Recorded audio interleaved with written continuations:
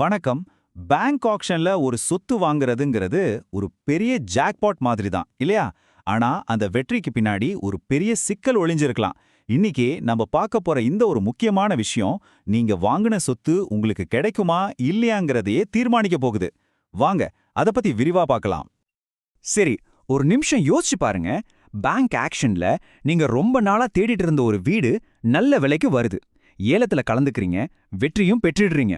அப்பாடா, எல்லாம் முடிஞ்சதுன்னு நினைக்கும் போதுதான் உங்களுக்கு யாருமே சொல்லாத ஒரு பெரிய பிரச்சனை அங்க நிக்குது. என்ன அது? உள்ளே போக முடியல.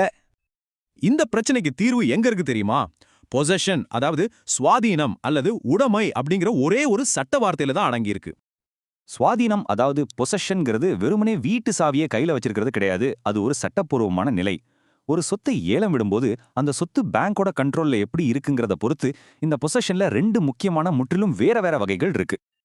இங்க பாருங்க, இந்த ரெண்டு வகையையும் இது தெளிவா காட்டுது.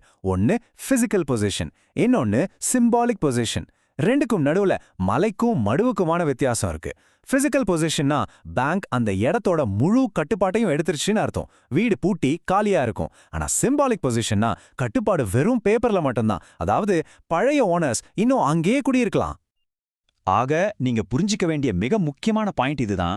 இந்த ஒரு சின்ன வித்தியாசம் தான் சொத்தை வாங்கினதுக்கு அப்புறம் நீங்க நிம்மதியா வீட்டுக்குள்ள போக போறீங்களா இல்ல ஒரு பெரிய சட்ட போராட்டத்தையே சந்திக்க போறீங்களாங்கிறத முடிவு பண்ணோம். வாங்க அடுத்த கட்டத்துக்கு போலாம். பேங்க்கு எப்படி ஒரு சொத்தை கட்டுப்பாட்டுக்குள்ள கொண்டு வராங்க, அந்த அறிகுறிகளை நாம எப்படி கண்டுபிடிக்கிறதுன்னு பார்க்கலாம். பேங்க் ஒரு சட்ட வழிமுறையை பின்பற்றும். முதல்ல ஒரு நோட்டீஸ் ஒட்டுவாங்க, அப்புறம் தேவைப்பட்டா கோர்ட் உதவியை நாடுவாங்க. ஆனா ஒரு வாங்குபவரா உங்களுக்கு ரொம்ப ரொம்ப முக்கியமான டாக்குமெண்ட் எதுனா கடைசியா வர்ற அந்த விற்பனை அறிவிப்பு, அதாவது சேல் நோட்டீஸ் தான். நீங்க அந்த சேல் நோட்டீஸ்ல தேட வேண்டியது இந்த ஒரு வார்த்தையை தான். பேங்க் கிட்ட இருக்கிறது பிசிக்கல் பொசிஷனா இல்ல சிம்பாலிக் பொசிஷனா? இந்த ஒத்த வார்த்தை உங்களுக்கு முன்னாடி என்ன மாதிரியான சவால்கள் காத்திருக்குங்கிற முழு கதையும் சொல்லிடும். இப்போ இந்த சின்ன ஒரு வார்த்தை உங்க நேரத்தையும் பணத்தையும் நிம்மதியையும் எப்படி ரெண்டு வேற வேற பாதைகளுக்கு கொண்டு போகும்னு பார்க்கலாம். இங்க பாருங்க, ரெண்டு பாதைக்கும் எவ்வளவு வித்தியாசம்னு. பேங்க் கிட்ட பிசிக்கல் பொசிஷன் இருந்தா சொத்து உங்களுக்கு சீக்கிரமா கைக்கு வந்துடும். நீங்க உடனே குடியேறலாம், செலவும் பெருசா இருக்காது. ஆனா அதுவே சிம்பாலிக் பொசிஷன்னா மாச கணக்குல தாமதமாகலாம். உள்ள இருக்கிறவங்கள வெளியேற்றுறதுக்கு நீங்க தான் சட்ட போராட்டம் நடத்தணும்.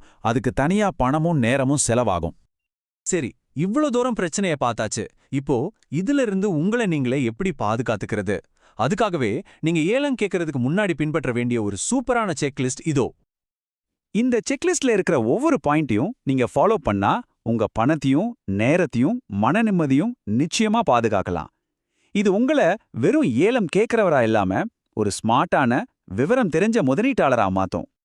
கடைசியா, சிம்பாலிக் பொசிஷன் இருக்கிற ஒரு சொத்தை ஏலம் கேட்கறதுக்கு முன்னாடி நீங்க உங்களையே இந்த கேள்வியை கேட்டுக்கணும். ஆமா, மார்க்கெட் விலையை விட கொஞ்சம் கம்மியா கிடைக்கலாம். ஆனா அந்த டிஸ்கவுண்ட்டுக்காக மாச கணக்குல சில சமயம் வருஷ கணக்குல சட்ட போராட்டம் நடத்துறதும் அதிகமா செலவு பண்றதும் உண்மையிலேயே ஒர்த்தா?